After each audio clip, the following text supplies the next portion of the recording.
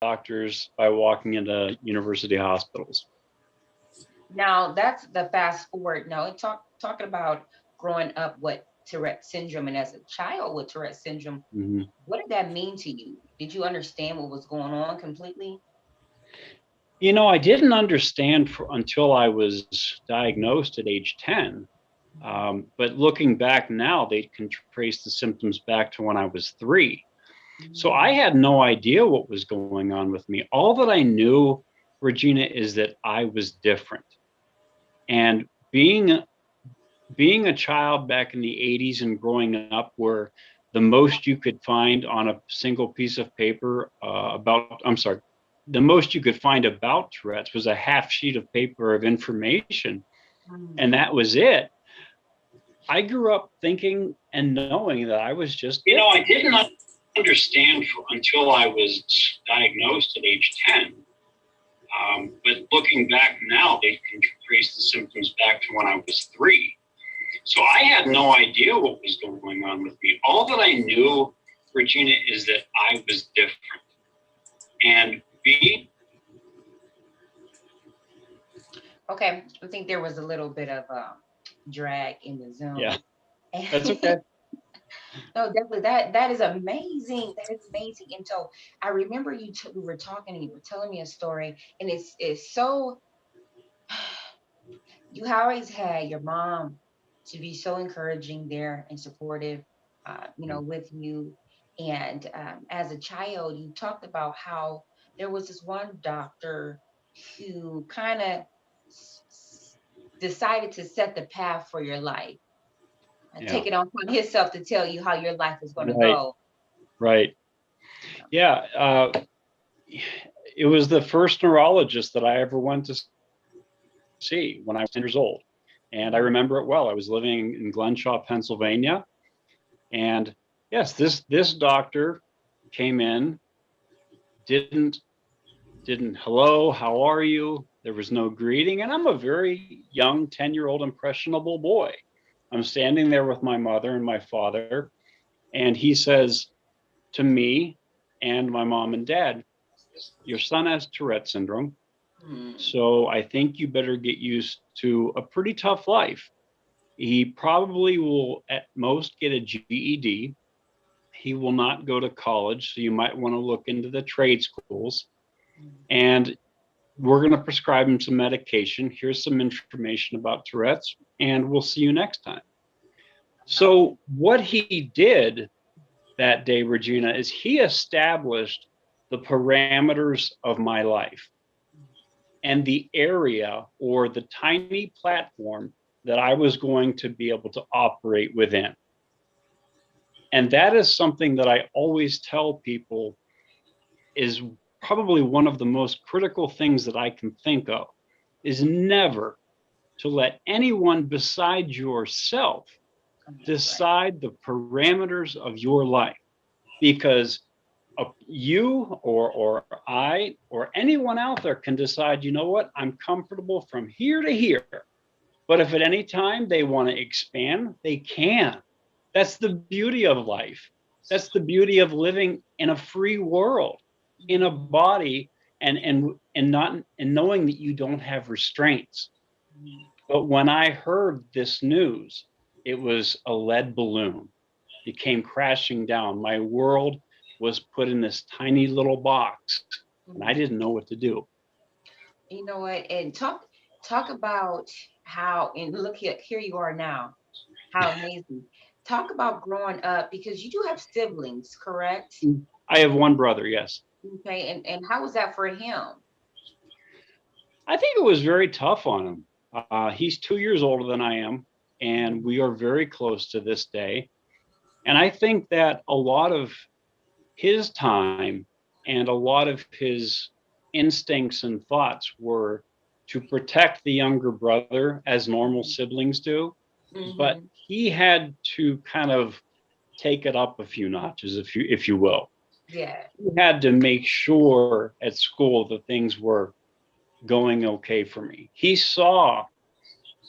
I think one of the most difficult things is he saw at home where the tics are more free to express themselves because I'm in a comfortable environment. I know people understand at home, so my tics would explode. And I think it was hard for him to look at that. And his mind was always focused around logistics. And that's why he's an engineer now. But he wanted to fix it so badly, as did my dad. That's what fathers do. I'm a father of two boys. And when they're hurt, I want to be able to fix it, but nobody could. And I think that really hurt my brother. But in terms of support, I couldn't have asked for anyone more. Now, as having Tourette's as a child, do you feel? I know kids can be pretty mean. Oh, yeah, Um, adults can do the same thing, and usually sure. the children learn from their parents. Were you Hmm. often bullied throughout school and just through your childhood on a regular basis? Yes. Unfortunately, I was bullied all the time. Mhm. In class, I would move or tick, even though I would try sitting on my hands, which is kind of hard to do if I'm trying to take notes. So I would tick and move, and I'd be sent to the corner to stand or sent to the principal's office. And I would try and explain, and they didn't understand because the information wasn't there. Mm. I would go to the mall with my family, which to anyone out there, going to the mall with your family is okay. We can do this. It's no big deal. That's what the perception is. But for a child with Tourette syndrome who is moving in so many ways and randomly and making grimaces and faces, I was a circus freak. I was someone that people looked at, they mocked, they jeered, they laughed, they hit their buddies. Oh, look at that. So, was it enjoyable for me? Absolutely not. But I couldn't stay inside all the time either. And so, athletics and sports became a rescue for me in a lot of ways, as did other interests. Yes, and one other thing I wanted to touch on before we move on to sports, because I do want to talk about that. Now, as far as Tourette's, just kind of explain to the viewers and the listeners, there's different types of Tourette's. And there's different, I've actually got to study a little bit more and gain a little bit more knowledge on the different Hmm. types. And if you can just kind of, and when people first, what do you say people first think of when you say Tourette syndrome? Well, unfortunately, when people in general hear the words Tourette syndrome, I think that the stigma of it's the cursing disease. I think that's what comes to mind because through so many shows, even on prime time television back in the 80s and 90s, Tourette's was just known as that. It was portrayed that in the media. It was portrayed that in movie like that in the movies. But what Tourette syndrome really is is it's a movement disorder. The mind or the brain rather has a little tiny section about the size of a pea that's called the basal ganglia. And within that area of the brain, within the basal ganglia, are a bunch of collective cells. Now, these cells in a person without Tourette syndrome move around nice and slowly, and they communicate. In a person with Tourette syndrome, those same cells are moving at a hyperactive pace, like popcorn in a microwave, with no specific order, moving at random, thus producing motion or disorder of motion or movement. The tempo gets out of sync, the orchestra gets out of tune, and therefore the person displays motor tics. Mine was a very extreme case, as you've seen and as our viewers have seen in the video, because mine unfortunately was bilateral, meaning both sides of the body, Mhm. and head to toe, and it affected all the parts of me. So, one of my goals when I started uh, being interviewed after my surgery was to make Tourette's syndrome known for really what it is, because the cursing is just a symptom. It's called coprolalia, and that symptom affects less than 9% of people with Tourette's. So my goal is to hopefully help educate not only about what my life has brought me and help others, but also make Tourette's a more understandable term. So if you will. Definitely. And I want to go back into, thank you for sharing that information. Thank Sure. you for sharing so much. And going back into on the operating table, and as I watch the YouTube video, I see you laying there and you're smiling as they're about to drill two holes inside in your head. Yep. Okay. And it said you were awake the whole time. What I was was going I was on? awake. I was awake through the entire procedure, How long was the procedure? 9.5 hours, Okay. which did not include 4 hours of prep time in pre-op. So walk me through it. What was the conversation back and forth between you and the doctor's like?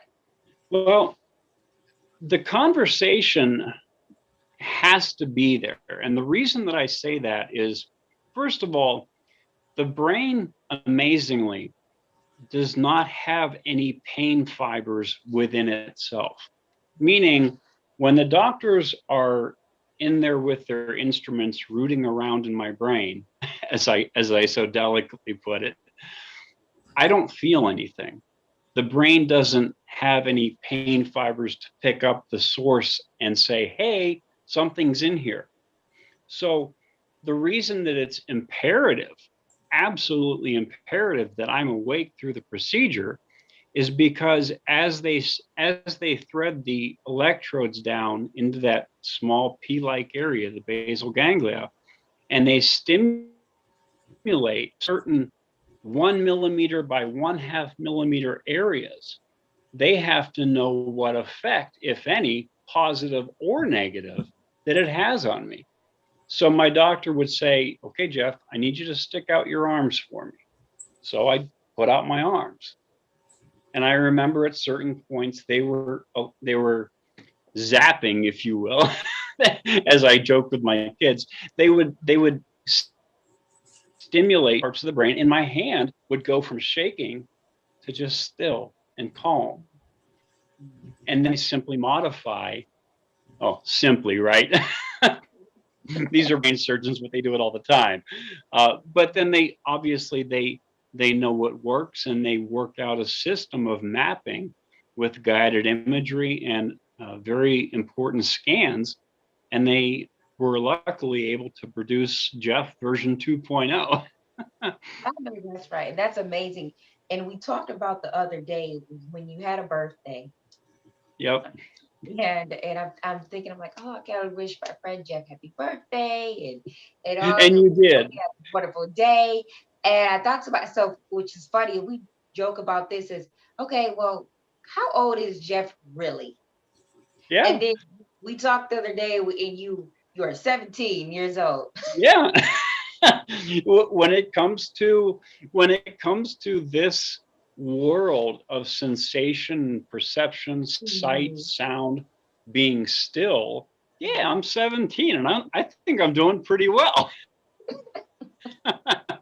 I I just I don't think I can quite run and jump like I could when I was chronologically 17, but sure, I'll take 17. we'll keep it we'll keep it there. And there's going back again, I just wanted to kind of touch on that. And the one other thing, the mindset, we talked about how the conversation back and forth with you and the doctors, but what was going on in your head? That was there any doubt? Was there any fear? That smile on your Ooh, face to show that you were just more so ready. I couldn't see fear on your face at all. right. Well, certainly there was a lot of fear. To be honest, Regina, I had prayed with my family, extended family members before the surgery multiple times over, even before we left, that if the surgery was not to produce any successful results, I Mhm. prayed that God would just let me slip away into his hands and that the nightmare could be over. But as I was awake and they were doing this long operation and things, I felt my body calming down. I started to get really interested with what was going on.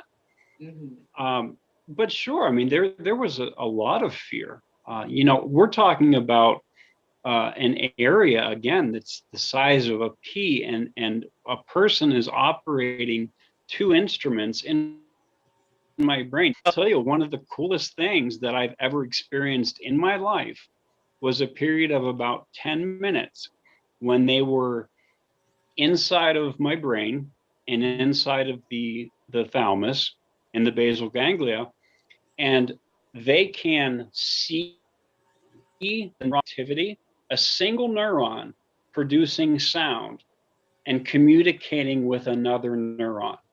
So I was able to hear what sounded like static. And I asked the doctor, I said, Doc, is that really my brain talking to itself?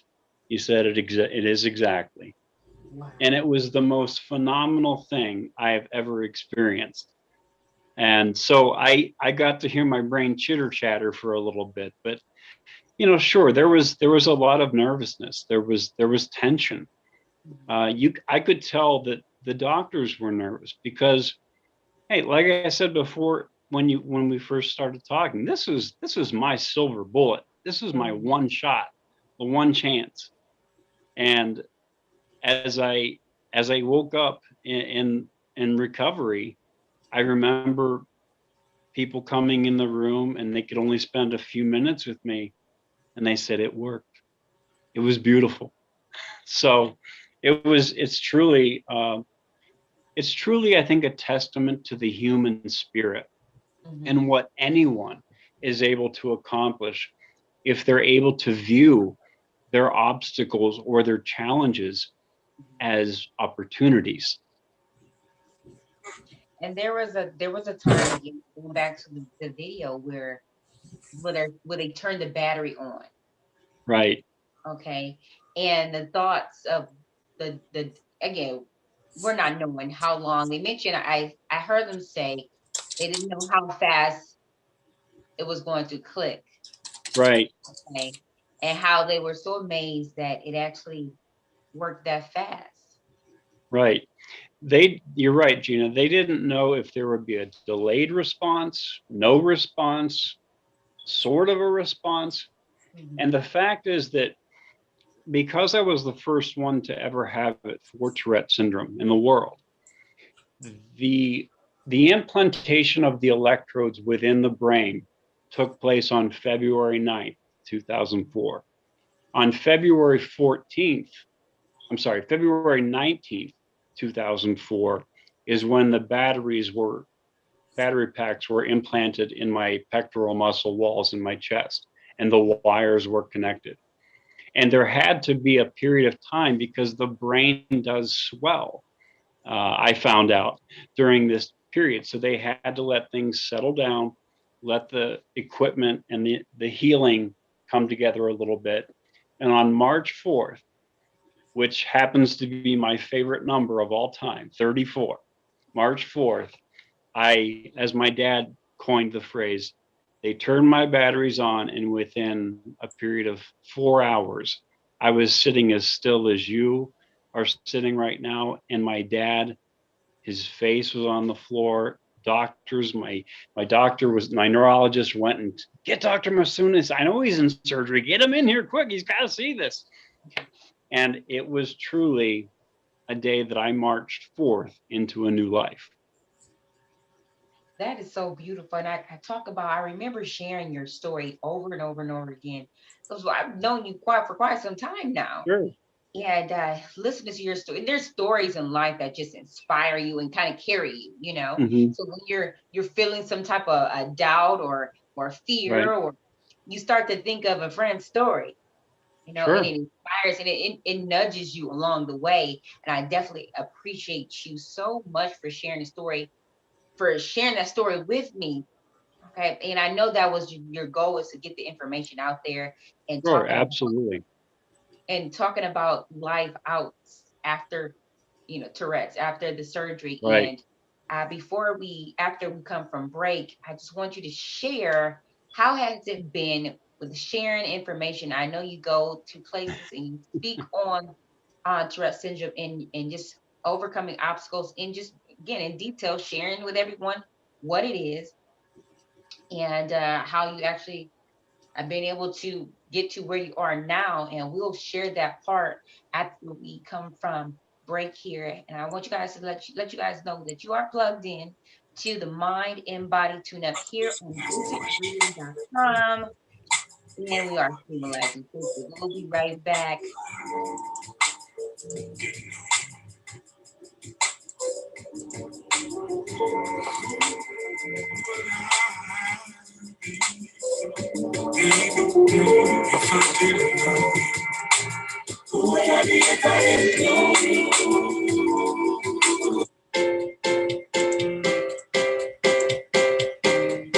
Hi, I'm Lillian Piles. And I'm Harry Boomer.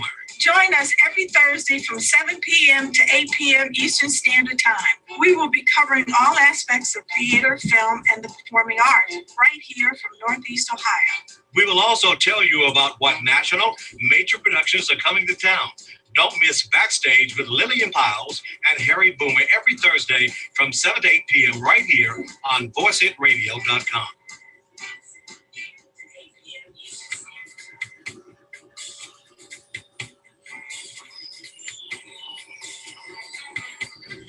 Here at Voice It Radio, we need a quality printing service.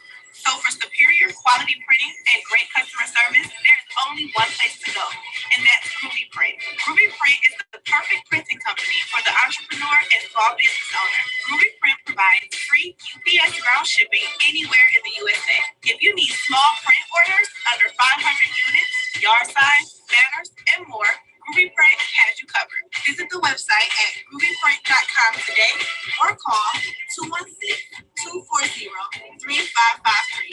Once again, that's GRUVYPRINT.com or call 216-240-3553.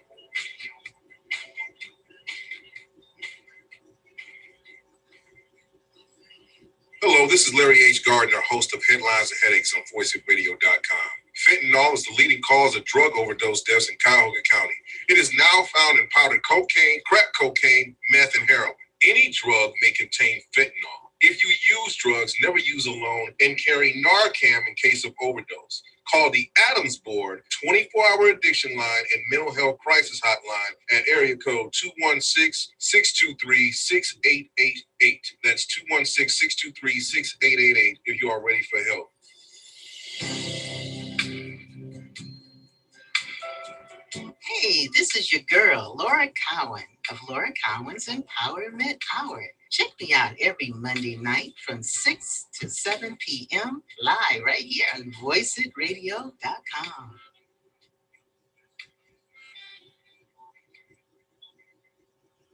Eat 'em up, eat 'em up, eat 'em up, eat 'em up, eat 'em up, eat 'em up, eat 'em up. Whether you're a Cleveland or Viper or Detroit, sizzle on down to Ohio City Barbecue and taste our award-winning ribs, pulled pork, and tender brisket, located at 3829 Lorraine Avenue, Cleveland, Ohio. For all your barbecue needs, catering or delivery, give us a call at 216-417-5987.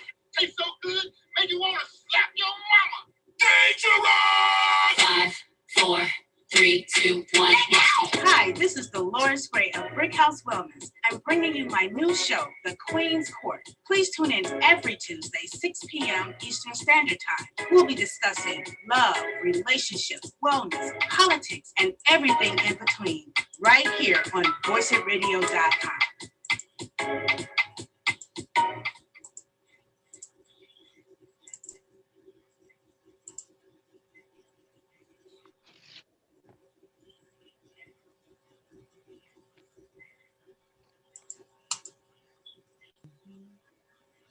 Welcome back. Welcome back. You are plugged in to the Mind and Body Tune Up here on VoiceItRadio.com. I am you're also streaming live through Facebook. I want to share that as well. I'm your host, Coach Gina, and we're back from break, and we have our guest Jeff Madovic here, just sharing with us the day in the life of having Tourette syndrome and how his life has changed after his surgery. Yeah. Welcome back, Jeff. Thanks, Gina. Awesome. Well, I thought a lot about all the things that have happened since my surgery, and it's kind of like, where do I begin? There were so many opportunities that opened up, because if you can just try and imagine for 1 second Mhm. getting the opportunity to have stillness again, to have coordination of your body, to have your movements normal. There are opportunities and things that come up so quickly that you want to try, that there's just too many to count. But one thing that I remember with my father when we were walking out on March 4th from the hospital was that I wanted to simply pick up a phone, call my wife, and call my mom, and call my brother. And you know And I what? think Go ahead. I'm sorry. that's okay. I didn't know if we were having technical difficulty there, but were you able to hear all that I said there? Yes, yes. And listen, important, picking up the phone, calling your family without hitting yourself in the face. Yeah, for a change. And you know what I wanted to do, and little things that I think people don't really think about were stunningly amazing to me for so long. For example, getting out of bed the next morning and going to the cupboard, instead of grabbing a baby's sipper cup that I used to put drinks in so I wouldn't spill it, or if I hit myself, I wouldn't shatter it. I thought to myself, and my hand moved over and I selected a glass. And it seems so small, but in the grand scheme of things, how huge is that? You know, other things that I was able to do, to walk, and to go to them. I wanted to go to a mall and go, hey everyone, look at me. I'm just like you are, you know? And I was just so excited to do the little things. I Right. was so excited, Regina, to give my wife her very first real hug. Yes. And she says to this day, and she got home from work a few minutes ago, she said that that'll always be one of her most special moments, is when she got her first hug. When I called my brother and told him, I, and this is truly funny. I told him, Steve, it worked. And my dad and I drove back from the hospital. He's like, what are you talking about at work? Did all of it work? Did part of it work? He's like, never mind. Hold on. I'm coming over. He dropped what he was doing at work and he came over to the house. And as we're driving, my dad was driving. We didn't know if there'd be anything that happened. And I'm just looking at my body. My dad keeps turning his head every few seconds and looking at me, because we didn't know if something was going to happen. Right. We didn't know if something was going to break through 10 minutes later when we were in the parking garage, if when we were, an hour later. And we celebrated by eating Burger King, I remember. And I'm sitting across from my dad, waiting for my brother to get to the house, waiting for Deborah to get home. And my dad is just staring at me. But it was completely understandable. I kept looking at myself in the mirror and thinking, holy cow, this is fantastic. And that's amazing. That's amazing. Now there is also a period of time where you got to go on a little tour. You kind of became famous. Well, I don't necessarily like to call it that, but I had some fun with a media whirlwind, sure. Uh, yeah. And so that is Um, one of the, and I got to see one of your platforms and the different interviews that you went and you did, and just talk a little bit about that, the experience where you know where people called and said, "Hey, come share your story with us." right. Well, on April 1st, University Hospitals held a press conference to announce the breaking news that this was successful. There had been no ticks that had come about during that time, and they felt that it was an appropriate time to announce this to the world.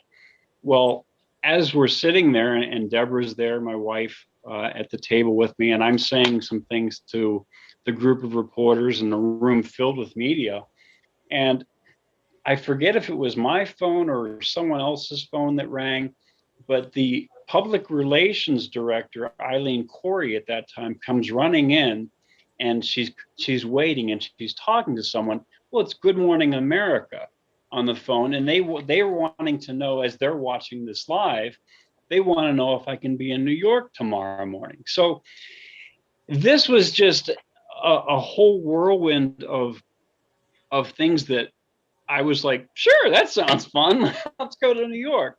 And pretty soon I'm on Oprah, and that was a blast. And Montel Williams, when he had his show, Jeff Probst, a whole host of different opportunities came up. But I think that the important thing to really focus on here is, for as much fun as that was, getting to meet people, shake hands, and just kind of live and to tell two tales, is before my surgery, and I've told you this before, I promised myself two things: that if the surgery were successful, I was going to, number one, share my story in hopes that it would provide hope for other families, other people, maybe from Tourette's as well, and maybe just as a hopeful feel good story for other people. Mhm. And number two, the second thing is I was going to write a book about it. And as you know, when the media whirlwind hit and it became world news, um, I did make it known, and I made it a point of, when I was on the stage or being interviewed or just talking with someone, I made it a point to make sure I was envisioning all these people that I was hoping I was helping, or at least passing on a message of hope to. Listen, and that you have done, and you are continue doing. The book here, I have the book here. I am just falling in love with your book, and I've had it for quite some time. And as I read it, it's a journey. I love the book take because I'm on a journey with you as I read this book. You know, and I know we're gonna get more into your book because you're gonna be back next week as we do the Right. second. Actually, 2 weeks, correct? Yeah, yes. 2 weeks. Yeah. And then I did wanted to share, just leave the end of this interview here for some questions. So we do have a Sure. question. Okay. Sure. Is that okay? And yeah, and just to let you know, Regina, and let all the viewers know that after this interview, I will post on your site all of my contact information, so that people out there can feel free to email me, send me a message, or call, or whatever they need. So I'll be sure to share that so your viewers can look as well. Awesome. And before we answer this question here, so as far as just for, I know we're streaming through Facebook and for Mhm. voiceofradio.com, if you can just kind of share um, the media page where you want people to find you. Oh, sure. Well, if you want to contact me directly, you can email me at jpm12373 at AOL.com. You can also call me at 216-314-8568. That is my cell phone, or you can text me on that as well. You can certainly send me a note, drop me a line, and I will never turn down an opportunity to talk with someone who really wants to speak up and to help. So, and certainly Facebook as well, Gina. That's a great way for people to reach me. Now, Jeff, you do have a question. Okay. Okay. And Errol, did you want to open up and answer the question?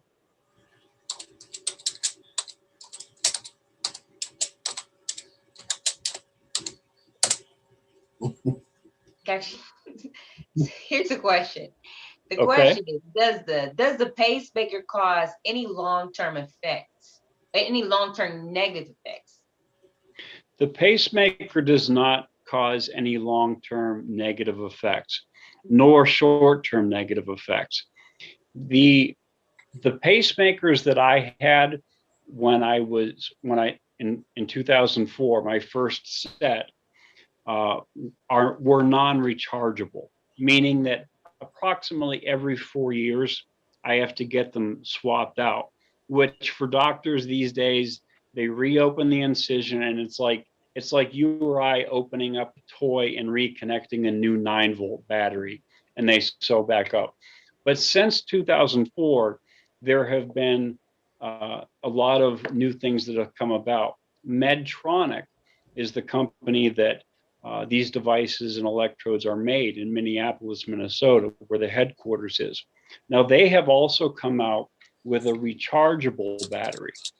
So a patient can spend some time in the hospital laying with basically a charging device over their batteries to recharge. I personally prefer to go the other route because I think they work better for my body. But to swap them out is a real quick procedure. But no, there are certainly no long-term effects. And after one thing I wanted to share, how many people have actually gotten the surgery after you, since you were the first in United States? Right. There have, and I'm delighted when I say this, because not for me, I am so happy that there have been over 200 cases worldwide that have been very highly successful. And by that, I'm talking people that have contacted me and said, hey, I had this surgery, I saw you, or they'll call me before their procedure and they'll say, hey, what can I expect? But there have been over 200 worldwide, Regina, that the reduction in symptoms has been 85% or better. And then there is time for the doctors to kind of tweak and tune the adjustments, and patients keep getting better. So I am very excited for other families and individuals that this is now an option. And I'm so happy when people reach out and let me know that it's helped them to live the life that they've wanted to. So amazing. And so, you know what, Jeff, with that, we're going to go ahead and wrap up the show. But when we come back next week, we're going to definitely dive into a little bit more about your book. And also, we can talk about your basketball skills. Sure. You have to take you on the court. Well, I'm going to try, because I know you played in college, so I've seen your crossover. But yeah, it's 2 weeks from now, correct? The second session? There's 2 weeks from now, excuse me, and we'll make sure the information is posted. People can find you on your Facebook at Jeff Matovic. Jeff Matovic on Facebook. Do you have Instagram? Yes, I do. Okay. I do. And how do they find you on Instagram? You know what? To be honest, Regina, I don't use it that often, and I just had it set up recently that I don't even know what my name is on there. So I would say for now, Facebook, email, or messaging by phone, or the messaging on Facebook is the best way. And could you put your email out there one more time for the listeners? Absolutely. It's JP as in Paul, M as in Matthew, 12373 at AOL.com. And again, you can reach out to me anytime. And like I said before, I will post on your UBT site for the Mind and Body show. I will put all of my contact information so people can print it out or sync it to their phones. Awesome, definitely. So we'll be back in 2 weeks with more of Jeff Madovic, and I appreciate you so much, you guys. Thank Thanks you. again for tuning in. Thank you, Jeff. Everybody for tuning into the Mind and Body Tune Up here on voiceradio.com. Again, I'm your host, Coach Gina, and we'll see you back here next week at 5 p.m. That sounds great. Thanks for having me.